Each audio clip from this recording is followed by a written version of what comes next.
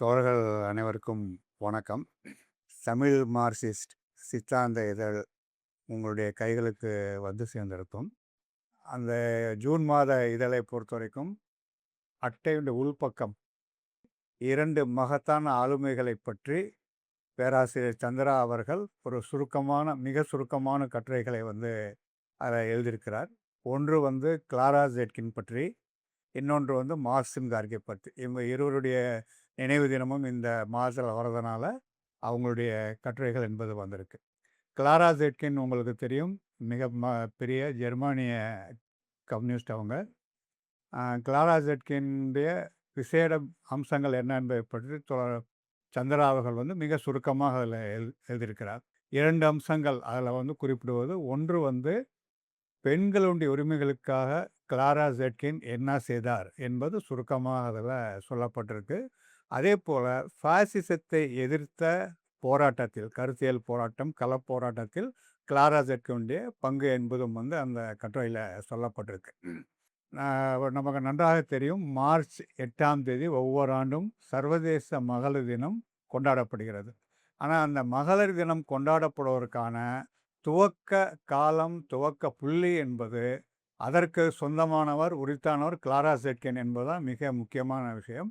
அந்த காலகட்டத்திலேயே 1920களில் இருந்தே அவரும் ரோசா லக்சம்பர்க்கும் சேர்ந்து பெண்கள் உரிமைக்காக வெளியில் பொதுவெளியிலும் போராடினாங்க, சோசியலிச இயக்கத்திற்குள்ளும் போராடினாங்க. அப்படி அவருடைய தொடர் போராட்டத்தின் காரணமாகத்தான் பின்னாடி அது ஒரு மகளிர் தினம் கொண்டாடுவது சர்வதேச அளவில் என்று முடிவு செய்யப்படுகிறது. அது பின்னாடி மார்ச் 8 என்பது அது தீர்மானிக்கப்படுகிறது. ஆகவே கிளாரா ஜெட்கின் பெண்கள் உரிமைக்காக, பாலின சமத்துவத்துக்காக குரல் கொடுத்த ஒரு மகத்தான போராளி என்பதை தோழர் சந்திரா அதில் கொண்டு வந்திருக்காங்க. அதே போல் பாசிசத்தை எதிர்த்து மிக வலுவாக செயல்பட்டவர் கிளாரா ஜெட்கின். அவர் ஜெர்மனியில் இருந்த பொழுதும் சரி, பிறகு சோவியத் யூனியனுக்கு வந்த பொழுதும் சரி, மற்ற இடங்களுக்கு போன பொழுதும் சரி, பாசிசம் உருவான பொழுதே அதற்கு எதிரான ஒரு கருத்தியல் போராட்டத்தை நடத்தினார். பாசிசம் நன்றாக உருவான பிறகு மிகப்பெரிய வலுவான போராட்டத்தை ஜார்ஜ் டிமிட்ரோவ் போன்ற தலைவரோடு இணைந்து அவர் நடத்தியிருக்கிறார். அத்தகைய போராட்டம் எவ்வளோ வலுவாக இருந்தது என்பதையும் பேராசிரியர் சந்திரா அவர்கள் தன்னுடைய கட்டுரையில் கொண்டு வந்திருக்கார். கிளாரா ஜெட்கின் பற்றி நாம் அறிந்து கொள்வது என்பது மிக மிக அவசியம். அவர் ஒரு மகத்தான கம்யூனிஸ்ட் என்பதில் கருத்து வேறுபாடு இருக்க முடியாது. அந்த கட்டுரை உங்களுக்கு அதை மேலும் கிளாரா ஜெட்கினை பற்றி அறிந்து கொள்வதற்கு பயன்படும். அதே போல் மார்க்சிம் கார்கி சோசியலிச யதார்த்த எழுத்தாளர். சோவியத் யூனியனில் உருவான ஒரு மிக சிறந்த படைப்பாளி அவர் மார்க்சிம் கார்கி.